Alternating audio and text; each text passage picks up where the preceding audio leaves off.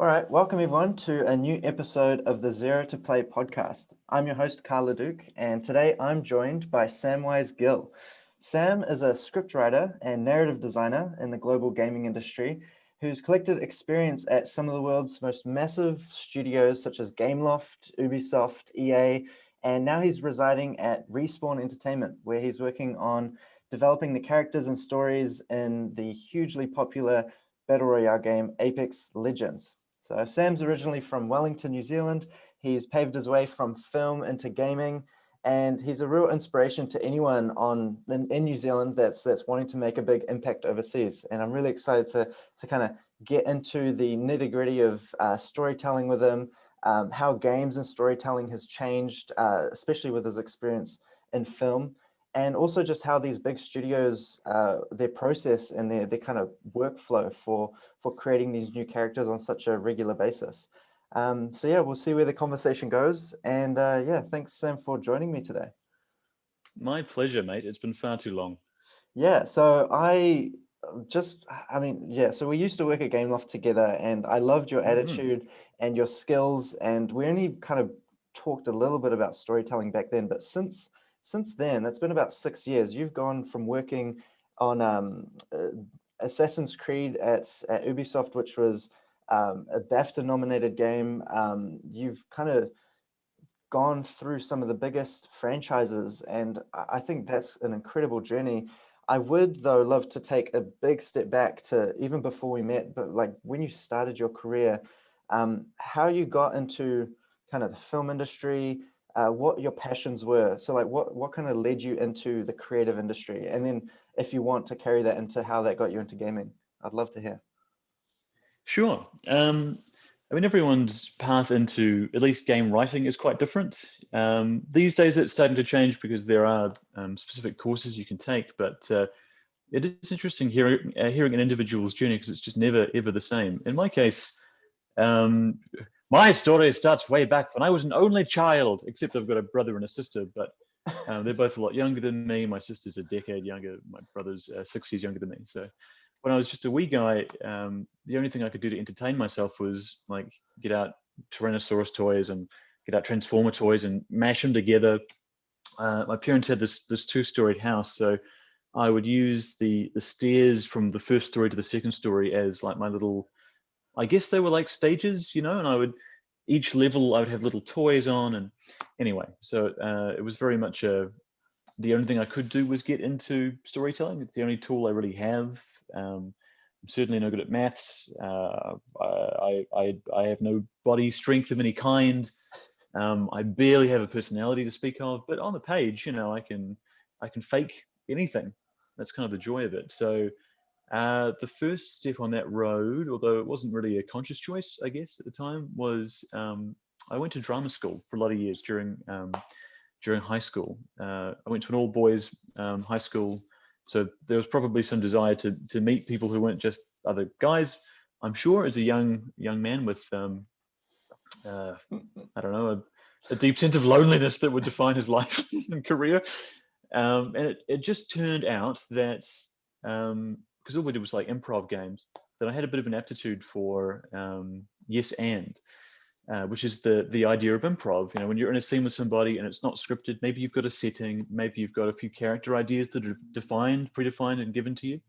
The rest you kind of make up on the fly, and the way you do that is by listening to your partner in the scene. Mm. You'll offer an idea. Oh, look, it's the police officer. Bad pitch.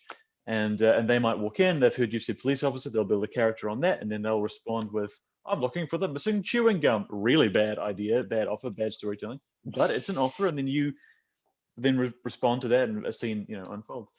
Um, and it turns out that's kind of the key skill for writing, at least in video games. I guess I'm getting ahead of myself here, but it's all about the ability to riff. Mm-hmm. If you have an interest in writing, at least for video games, actually for any element of building a video game, you must be able to play effectively improv, go into a room, or today go into a Zoom chat and be able to riff ideas and be none too precious about anything that you say. In fact, being quite open about saying the dumbest thing in the world in Yeah. order to make the next person feel comfortable about saying their possibly dumb idea. And between the two of you, riffing these in jokes, it's your kind of chemistry, your style, and then their style comes in, make this beautiful thing. Anyway, so I started in theatre, really got the bug there for storytelling, and got quite well, it's an interesting place to learn how to tell a story, actually, because everything you do is put on as a performance. Mm-hmm. So if you craft a joke, whether it's in an improv sense or you've literally written a script and you're performing it with actors, or maybe you're acting it yourself, if you tell a joke on stage and there are crickets, there's just dead silence, you feel that like you will feel nothing else. Yeah. And the inverse of that, if you craft a perfect tragic moment, and then people laugh at that hurts even more. Yeah. So that's actually a really good place to learn drama, because you've got nothing to hide behind. You have that instant gratification. 100%, and it's amplified by the size of the audience. If one person groans, everybody else will be like, yeah, you know what, that joke was dumb. Everyone now groans. But again, the reverse is also true. If a joke lands and one guy laughs, suddenly everyone else feels more comfortable about laughing. So there's sort of a high stakes risk reward thing there that's kind of cool. And then I just started making short films on a Handycam at high school. They had I think 1 or 2 little Handycams. This is like back 2005. So these things are barely out of being black and white. At their English department, there was no kind of filmmaking department there. But the head of English there at Hutt International Boys School saw that I'd kind of found something I was really into. And so she would kind of excuse me from English class and kind of suggest I don't go to classes that I wasn't really doing well in, like biology or like maths related stuff. Mm-hmm. So I could kind of focus on the thing that I loved.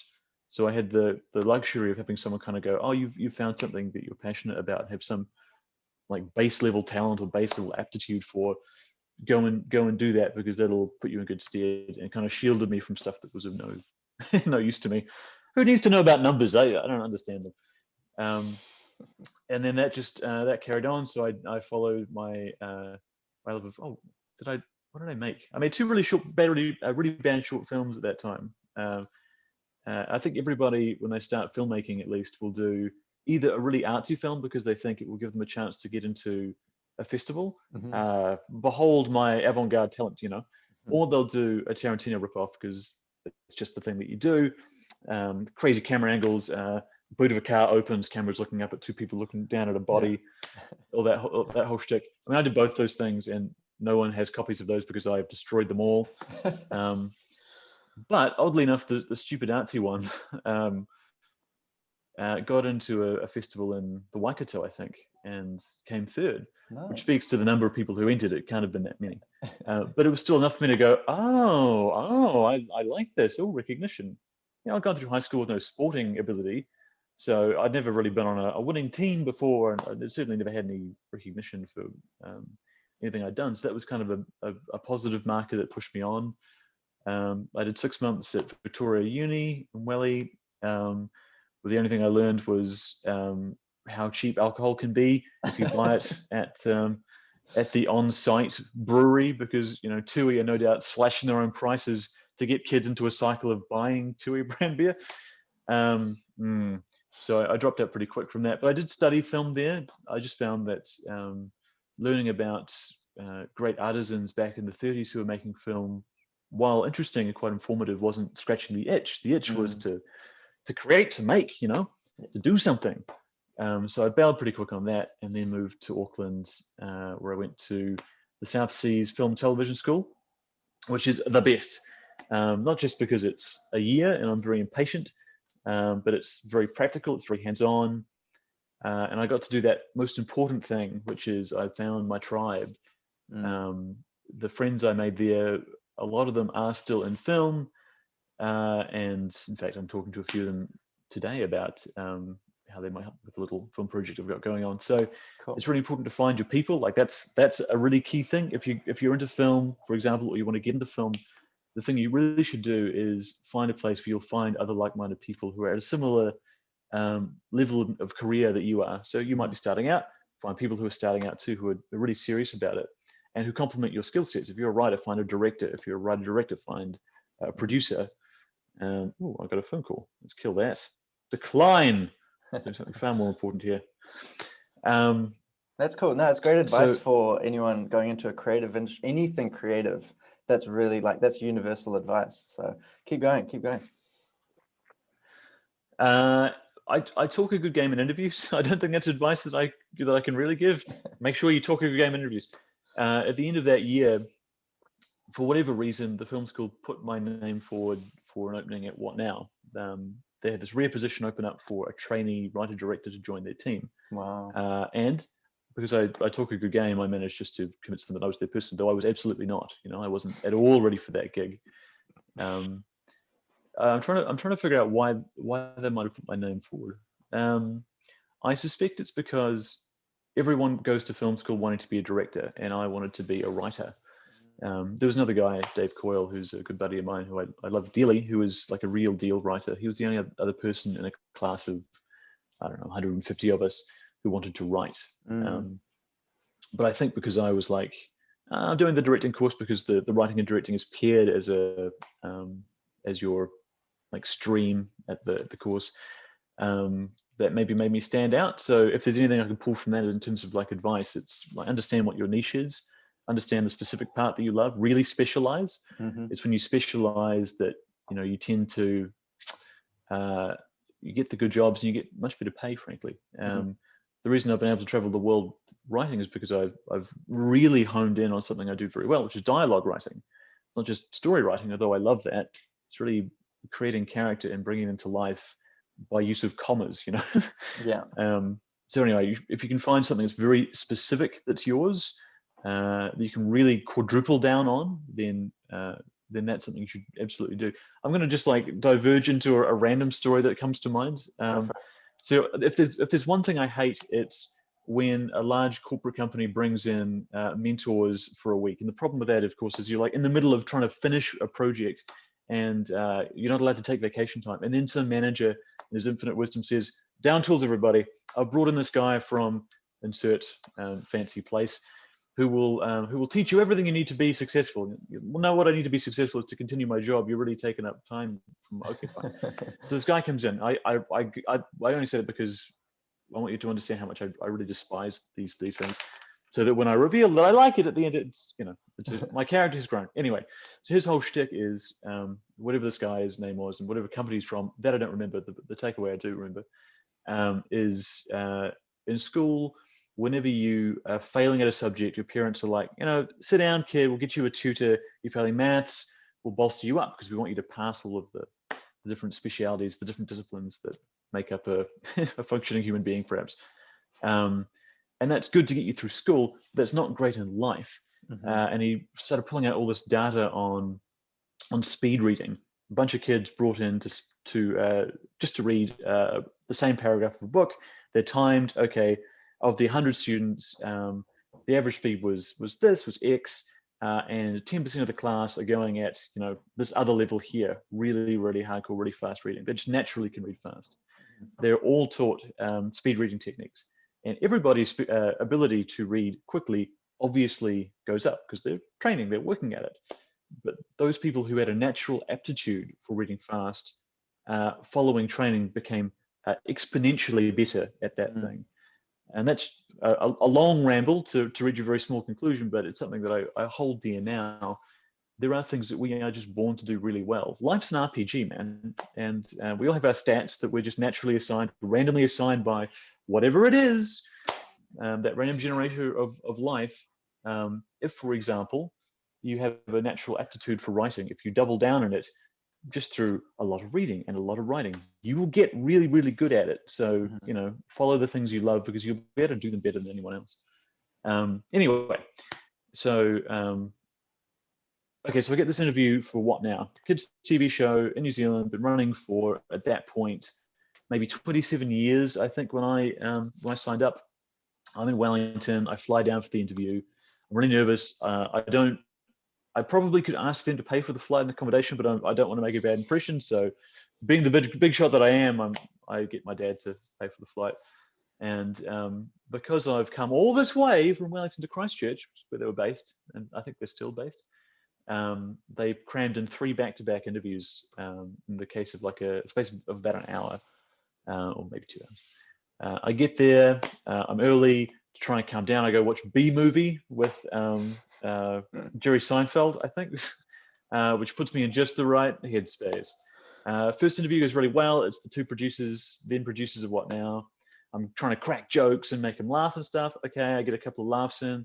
Sweet. They seem to like me. That's good. That powers me up for the second interview, which is to talk with the outgoing director who I'd ultimately be replacing. He's quite standoffish.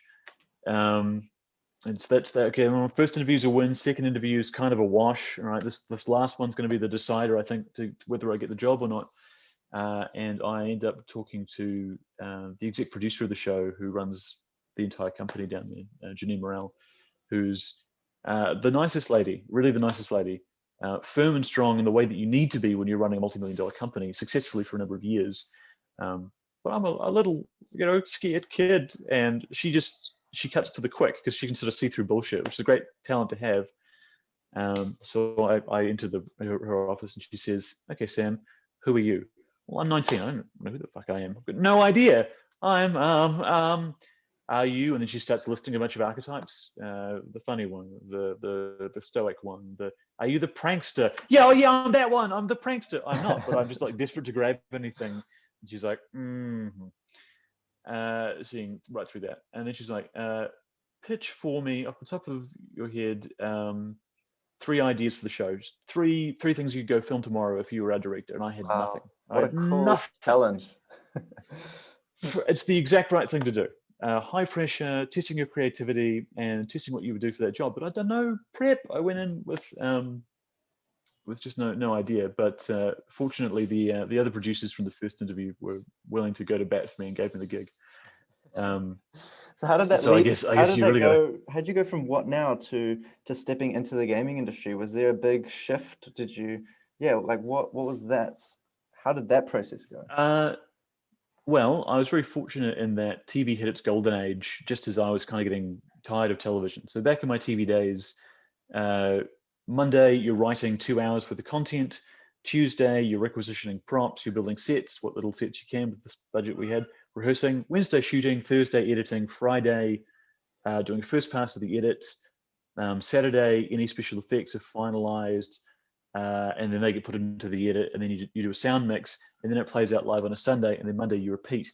So you're doing 120-hour weeks on a loop for 40 weeks in a go with no time off. Wow. As much as you can usually take a day or two if you really need it, but you really couldn't take it off. So you burn out. So as I was burning out after doing that for 4 or 5 years. Wow. But it's a great training ground for storytelling, because you've got to work quick and you've got to trust your instincts. And sometimes often you'll make the wrong call because you're stressed, but you've got to see it through. And that's quite useful in games too, because games are so iterative. You end up with all these like vestigial parts from earlier versions of a project that you've got to Frankenstein together and make them seem like they actually are holistic and are designed to be together, even though they are not. Yeah. So in some ways, it's a really good training ground for game. But anyway, I was over that, and things like The Wire was just winding down, I think, but Game of Thrones was hitting its stride, Breaking Bad was hitting its stride. And around the world, there was this sense of TV is where storytelling is at its peak. And it probably was true at that point. And so video game companies were like, well, we can't just have green dots smashing into red dots and call it a story anymore. Yeah. We need to bring in actual storytellers to meet this like subconscious shift in expectation for storytelling. Wow. And so it was that a number of video game writers started being poached into video game development studios, and I was ready for that. So I just happened to be shoulder tapped by Gameloft in Auckland to come up and be a narrative designer for them. So it's kind of happenstance, but fortunately, so many of the skills you develop in filmmaking apply to game making, because it's all visual storytelling. Yeah, right. So with developing a story for a game, so this area is interesting to me because storytelling and gaming sometimes feel not mutually exclusive. They sometimes feel like they can't. A game isn't a story. It's like a more authored experience. But and I think what's interesting is some games, for example, Riot Games with Valorant and League of Legends, and I think Apex Legends is the same, where they develop characters and environments, and that's kind of where the core of the story is. Is that right? Like, how do you view story with a battle royale game and a game that releases monthly updates and battle passes? What's the core story element in those games?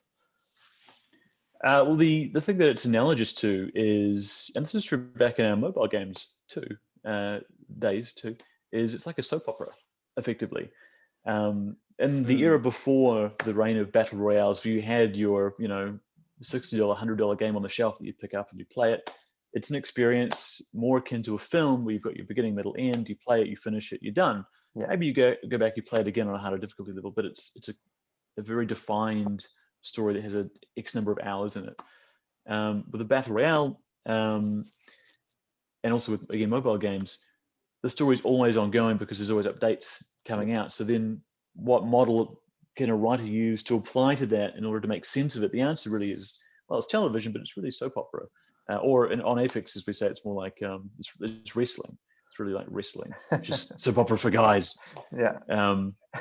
So there's always you've got a grand setup, and that's a big part of game design, no matter what the sort of genre of game it is. Your world building, and then from there you just keep adding characters, you keep adding drama. You try to find a way for a new character coming in to have some kind of connection to an existing character that'll cause some element of conflict. It's my twin brother, because again, soap opera, right?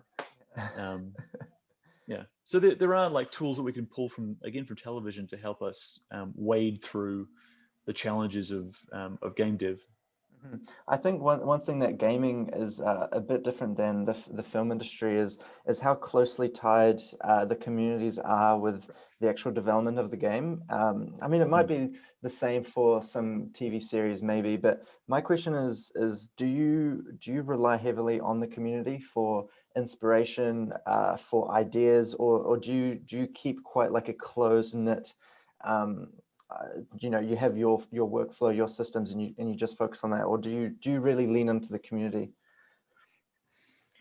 It'd be foolish to ignore the community entirely. Like they're what keep the project going. They're its beating heart. Apex had 50 million players a year ago, and that number has it's doubled in that time. We'll hit 100 million pretty soon. So to ignore them that's foolish. Customers always right. That said, to make content for a game as complicated as Apex, I can't speak to other battle royales, obviously, but it takes a long time. The character dev time and development time is 12 months to a year. So by the time we announce a character, we've spent so many revs on that an audience's reaction to that character isn't really going to inform much about them. But there will be elements that an audience will react to that we go, oh, we didn't think about that, or that's they're right. This element of the story is not clear. We can kind of course correct as time goes on. Once they're live. So you said it takes 1 year for development from concept minimum, yeah. Wow, yeah, that's crazy. Yeah, that's a long time. So do you develop characters? Do you overlap kind of characters? You kind of have multiple in development at once? Oh, very much. Yeah, very, very much. There should be 2 or 3 characters in development at any one time. But there are so many elements to keeping a battle royale game afloat that characters aren't the only thing that we need to be. It's not the only plate we need to be spinning. There's always like is a map might be in development. That alone will take a couple of years to get done. Yeah. Because on any battle royale map, there's 100 million places that you could be sitting and having an engagement in. You've got to make sure that every position that you're in is a viable place to be shot at or shoot from or to to walk around. It's a deeply complicated little road. But of course, character creation isn't the only thing that we're doing as writers either. The best thing about a battle royale is finding ways to tell a story that aren't just inside the game. We like to approach it more as like a transmedia project. We've got a book coming out in February. Oh, wow. Obviously, we do short films all the time. which do really well. Happy to say, we've in the past had comics that exist in game, and some that may exist outside of game. And hopefully there are more of those coming. And there's all sorts of little weird bits and pieces that you get to do as a writer that you wouldn't really be able to do if you were just on one particular project. If I was on Assassin's Creed still, I would be doing quests all day, which I love. But Apex gives you a chance to really use every tool in the writerly toolbox. Yeah, it's you're developing an IP, and that an IP can like you said, it's transmedia. It can touch on every different type of media that exists, and I think that's what's really cool about some of the big gaming franchises is how strong their IPs are, and I think Respawn does that really well. I have a question that I'm wondering what your perspective is on. It might go back to your experience at Assassin's Creed, but when developing a game, you have game mechanics. So, like the Battle Royale, for example, it's a first-person shooter. But back in Assassin's Creed, were there any conversations around how game mechanics can influence the narrative design? So I have this interesting thought about game mechanics that we can explore as a medium that haven't been explored yet. So a simple first-person shooter, for example, is quite a game mechanic that everyone's familiar with. But I'm just wondering if you have any thoughts around game mechanics that can move the genre, the medium forward of gaming. It's a very interesting thought. In truth, with Assassin's Creed, no, not really. It's such a defined, one of the boons of being in a franchise that's existed for a decade plus and has maybe 10 or 11 mainline games and maybe double that are sort of side spin-off games, PSP things and stuff, is that it's a very known quantity. And there's good and bad to that. The bad, obviously, is it's less innovative, largely because an audience doesn't like innovation, actually. If you're going on a Valentine's Day to see a rom-com and it turns out it's actually like a torture film, your audience ain't going to like it. People know what they want from Assassin's Creed, and so it's best to just give them what they want with a little twist. The example that we have for that, of course, is it's not traditionally a role-playing game, and it took us 2 iterations, Origins and then Odyssey, to include any of those mechanics. Cat says hi. It must be food time. Yes, I think there are ways that mechanics can be used to tell story, but typically in Assassin's Creed, you stick to the bread and butter. But there are pros to that as well, which of course are, what your limitations are, what the structure is that you're working around. When you're building a new IP from the ground up, the hardest thing is figuring out what all those corners of your box are. Even working out, are you first person, are you third person? You can lose months or years of development time to not knowing any of that shit. By going into an IP that has an existing boundary, a skeleton, a framework, a structure, then all you have to do is rip open the sachet and add content. So you can focus on the content. That's interesting. There's an interesting conversation about games being very much action-based and external-based in terms of the kind of relationship you have with games, whereas stories are very much emotionally driven, and they create like an emotional change. When you go to a movie, you're kind of absorbing the story and you're hoping to be transformed, whereas games are a lot more like action-based. Do you think that there is a crossover there? Like, do you think you can create an emotional response through gameplay, or do you think story has to be like a separate element to that gets told to the player? Oh, they totally cross over. I mean, I remember thinking when I was playing the first season of Telltale's Walking Dead, I think you have to saw off, is it your own arm or someone's leg or something? I actually think what the setup is exactly, but you had to keep pressing X or whatever it was to you have this really visceral response to something horrific happening. If you're watching that as a film, as a passive experience, it would still be very visceral, and your reaction would still be, oh God. But there's something exponentially more visceral because you are the one engaging. Oh, sir. And you can not press that button for a few moments and just kind of let it sort of sit in that, end up sort of building the tension, which is not what you want to be doing. then you got to press it faster to kind of get through it. So you can absolutely Totally. use engagement of the player to enhance that emotional impact. No, that's a great example, and that's exactly what I was kind of looking for. Was that that kind of example that speaks to something that creates a more visceral experience. So going back to like script writing, do you have a process for? I guess if you could speak a bit, however much you can say about your process at Respawn for kind of creating a character. If you say it takes a year minimum for a character to be created, can you break that down into some kind of very like chunks for every 3 months you're focusing on, just as the process from beginning to end? Yeah, nothing is. There's no sort of cookie cutter setup for this. Unfortunately, I wish I could give you like we do A, B, C, D, E, F, G, and it breaks down to a certain number of months, whatever. I guess what I would say is Respawn is very much a design and gameplay first studio. They're known for that. If you play Titanfall 2 in particular, you feel those mechanics being polished to just like no one else. In fact, I've since gone back to having played a lot of Apex, the last couple of years. I've gone back to play Halo. It was remastered recently. I wanted to play all the games in order because I'm a sucker for mythology and seeing how one thing connects to another. So I wanted to play them all back to back. I couldn't get more than 3 minutes into Halo because I can't go back to how first-person shooters were 10 years ago. Yeah.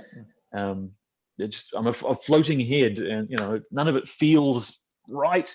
Yeah. So Respawn are quite rightly known as being mechanics first.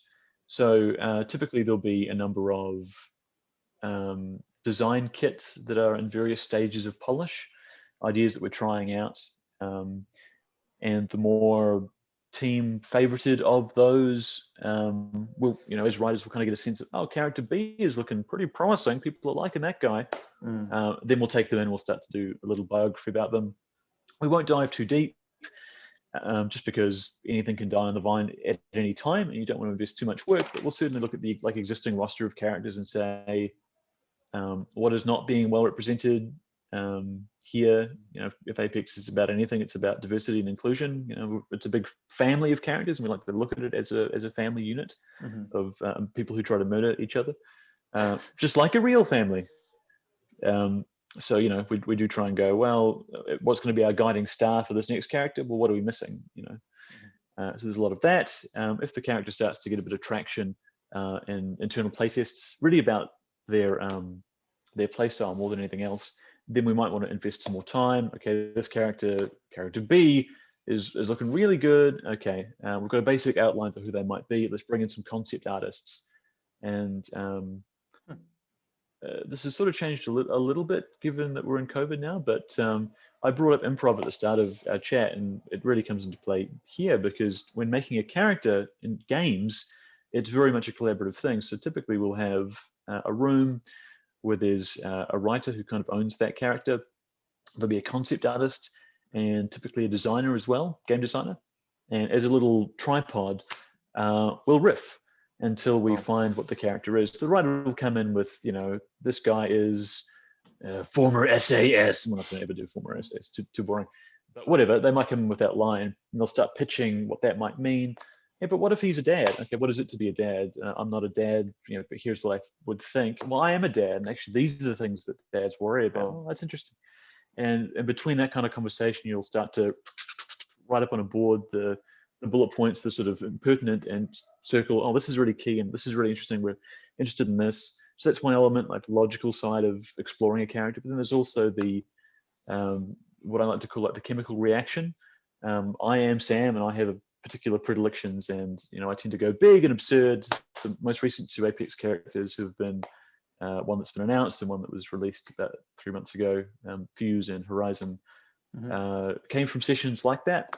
There are, there's me and there's a designer and an artist. They're quite different characters, but there are commonalities to them, and the commonality is they're quite over the top, they're quite big. That's the Sam chemical. Whenever you take a person and put two other creatives, or 3 or 5 or 10, whatever, into a room, you're starting to combine different chemicals. Well, that guy is very interested in science. That guy's a new father, and so that'll be just inherently part of the conversation. You kind of smush those chemicals together from those different personalities, and the character that comes out of that is very much a child of the different personalities in the room. Yeah, so Cool. that's where we kind of figure out who the DNA of the character is. I love that. I love the idea of having three people just kind of go into a room and riff off each other. Do you feel like there's a limit to how many cooks you can have in one room? Like, have you been in situations where there's just like 10 people and there's just it's just too overwhelming? What's your like cap on the amount of people you'd want in a room? 5. Yeah. 3 is perfect. 5 is pushing it. Okay. Yeah. You want to have just enough that everyone has a chance to speak. It's actually like a writer's room in television. Although typically in a writer's room, it might be 5, but it might be as many as 12 people in a room. And I imagine that there's a lot of dead weight in that scenario. You really want to have a small enough number that everyone gets to speak their piece. Although I think with the difference might be in a group with a larger number, you really need somebody who is, okay, I'm the guy, I'm the arbiter. I haven't heard from you for a while. You've been listening in the back there. What are your thoughts on this? Yeah. Oh, okay, that's an interesting take. Yeah. And I like that. We're going to go there. You've been talking too much, pal. I know you've got some interesting ideas, but we're all over the map. We're just going to shut you down for a second. You kind of need that sort of a person. Whereas, and that can work, but I think we've just found the pocket with 3 works really well. No, that's awesome. That's great advice, especially for anyone that's starting, even if they're a very small team and maybe they're taking on many roles, just to know that like having someone else to riff off is a huge value, to just get those little bits of your personality out and choose which ones. Yeah, that's cool. I'd love to take a switch to hearing your thoughts on VR and the future of storytelling and game design. So we were talking about visceral experiences when you're like tapping the button to like move the hacksaw, but do you see that as a natural progression into VR with a headset on, gloves on, a remote? Are you excited about the future? Do you think it's going to be a pretty seamless transition? What do you think? Do I think it'll be a seamless transition? I don't know. I mean, I think theoretically it should be, but VR is not that new. It's been around for a long time, and it hasn't really taken off in the way that we thought it would. It kind of has, but it's not that viable, really. If you couldn't release a AAA game on just on VR unless you're Valve and can take a financial hit if it doesn't go all that well. It's got more money than God. I think, yeah, on paper it is the next step in like a visceral experience, but at the same time, for some reason, I'm just not personally that excited by it. I was lucky enough to play an early version of EA's most recent Star Wars game. Cat, hello, Kitty. she wants to contribute. They know their shit. That's for sure. Okay, so they're just looking at there's an automatic like kibble dispenser that we got. I was on holiday recently, so I wasn't able to feed him. So he's just looking at the machine, waiting for it to shoot. Yeah. Any minute now, Kibble's going to fire at that thing. Anyway, sorry. I was really lucky to get to play the most recent EA Star Wars game, which is ideally played in VR. You're in an X-Wing or a TIE fighter, and you're kind of dogfighting in space, and you can look around. That to me is a Star Wars loving kid and Star Wars loving adult. That was everything I have wanted VR to be. That's the thing that you want to be reaching, taking in an amazing IP, and then using the technology to get to sit in an X-Wing, oh mate, and get to look around as ships fly past you. So that was kind of exciting for me, but I immediately started being like and getting close to vomiting. So even in that perfect IP scenario, I wasn't super excited by it. Something about it just doesn't really do it for me. But the truth is, I haven't experienced that much of it, and I haven't worked on any VR projects really, so I can't offer much in the way of wise counsel on that. Oh, that's cool. Yeah, no, it's interesting. I think you're right. That Star Wars game though sounds like the perfect VR experience. So that's definitely something I'd love to try, because you don't need to worry about movement.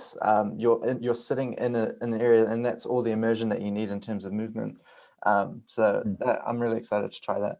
We've only got a few minutes left, but I'd love to talk a little bit more about what you're helping the New Zealand film industry with in terms of, because I know so you work as an advisor for the New Zealand Film Commission, and I'd love to just hear a little bit more about that experience and how that kind of drives your passion. What do you kind of do for them? Well, the New Zealand Film Commission are a very forward-thinking bunch. Their mandate basically is to get New Zealand stories on screen. But film screens aren't the only screens that are the future. In fact, less and less are they the future. My phone is the future.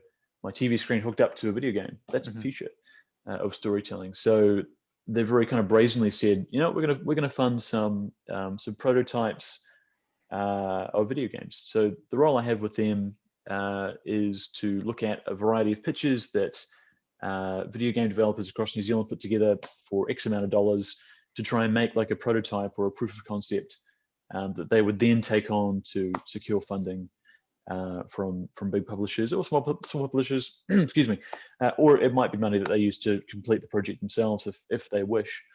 And the Film Commission's taken a little bit of flack about that because they're literally called a Film Commission, but I think it's very smart and wise of them to be that forward thinking. So yeah, I look at the projects and I help decide or at least advise on what are potentially commercially viable. But my job really is to do it with an eye to what has narrative potential.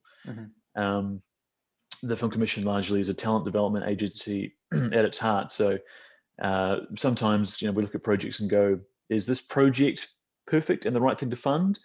It's close, but it might not be right. But the person behind it, they pitched something last year that was great, and they pitched something the year before that was great. They didn't get funding either of those times, but they keep pitching these cool ideas. That's a talent that we would back. So a lot of the time it comes down to project might not be 100%, maybe it is, but it's really the person behind the project that the Film Commission are looking to back. Nice.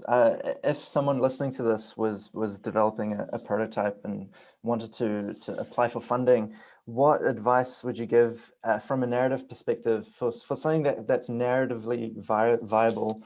What are maybe 3 things that you would want that person to take into account? It's the same advice I'd give anybody who wanted to make a film. Actually, it's put yourself into the pitch. That's all it is. If you can put your own story, your own spin into what you're pitching, you've kind of won. Empathy goes a long way. Don't be overly formal. Express who you are. Like the thing with story is that there's no original stories left. There hasn't been for a very long time.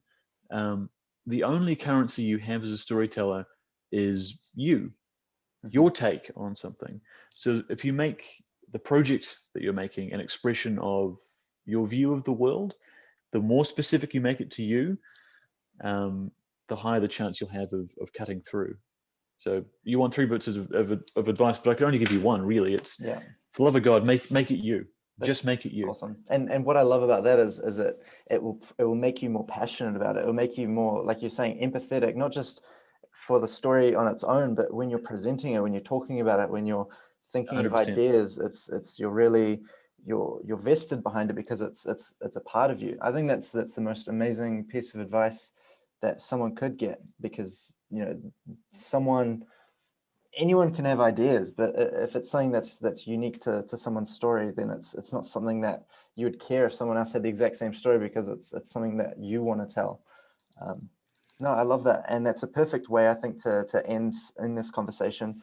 I really appreciate you giving your time, sharing your advice. I wish you the best on the next seasons of Apex Legends that come out and the work that you're working on. I know everyone in New Zealand is really proud of the work that you're doing. Keep making New Zealand proud, and I'd love to know if there's anything you would like to